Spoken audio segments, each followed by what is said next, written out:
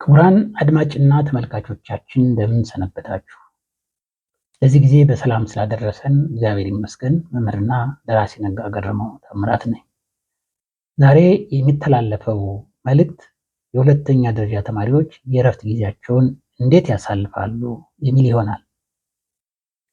ተማሪዎች በመደበኛ የትምህርት ሰዓት የሚሰሩት ስራ እንዳለ ሆኖ በእረፍት ሰዓት ምን ማድረግ ይገባናል የሚል ጥያቄ ማንሳት አስፈላጊ ነው። ተማሪዎች በአእምሮ ብልህነት፣ በልብ ርህሩህነት እና በድርጊት የመግለጥ ጥበብ አዋህደው ተምረው ብቁ ሆነው እንዲወጡ ተማሪዎችን በእረፍት ጊዜ የሚሰጡትን ተመጣጣኝ ስራ በመስጠት ማሰራት ይገባል። የሁለተኛ ደረጃ ተማሪዎች በእረፍት ጊዜያቸው ከቤተሰቦቻቸው ጋር በአንድነት የሚያሳልፉበት፣ ወላጆችን በእረፍት ጊዜያቸው የሚያግዙበትና ራሳቸውን የሚፈትሹበት ጊዜ ነው።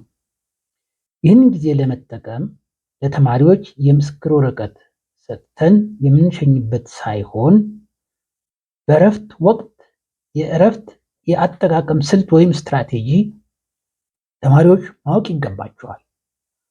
በዚህ ጉዳይ አልዲ ኤጁኬቲቫ መጋዚን 2023 ስለ እረፍት አጠቃቀም ስልት 10 ነጥቦችን አስቀምጧል። አንደኛ፣ ለተወሰነ ጊዜ እረፍት ማድረግ። እረፍት ደግሞ ለአእምሮ ጤንነትና ለሁሉም ደህንነት ተገቢ ነው።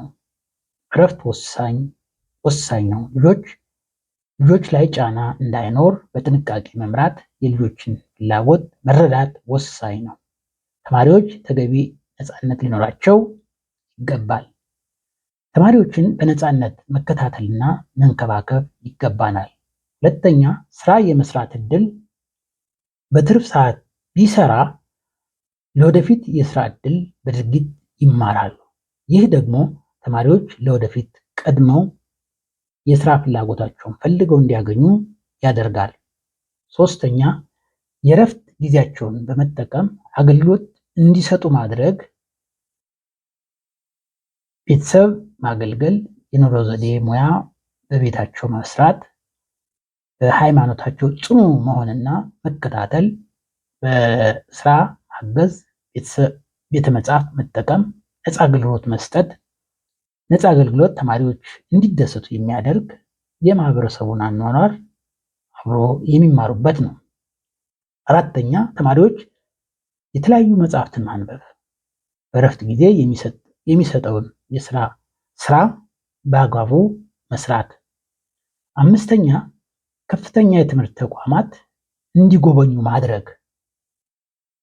በእረፍት ጊዜያቸው የከፍተኛ የትምህርት ተቋማትን ሲጎበኙ የወደፊት እድላቸውን ለመፈለግ ይመቻል።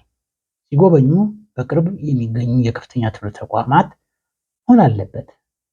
ከፍተኛ ትምህርት ተቋማት ከሌሉ በአካባቢ የሚገኙትን ሌሎች ተቋማት ቢጎበኙ፣ ለምሳሌ ፋብሪካ፣ የእርሻ ቦታና መጎብኘት ይቻላል።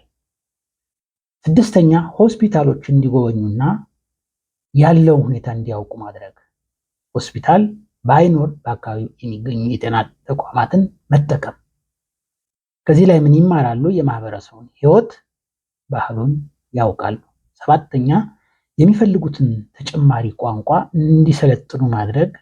የተለያዩ ቋንቋዎችን ሲችሉ የሀገራቸውን ባህል ያውቃሉ።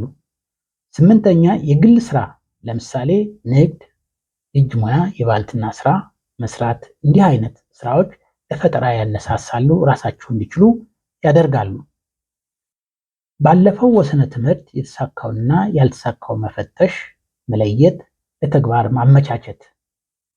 በተለይ የተለየ ትኩረት መስጠት የሚገባን ደግሞ በእምነታቸው ጽኑ ሊሆኑ ይገባል። ልናስተምራቸው ይገባል። በእምነታቸው ጽኑ እንዲሆኑ ጊዜ ሰጥተው እንዲከታተሉ ማድረግ ተገቢ ነው። ይህ ደግሞ ቅን፣ ርህሩህ፣ ታማኝ እንዲሆኑ ያደርጋል። ማንበብ የህይወት ፋና ነው። ለዛሬ አበቃን። መልካም ጊዜ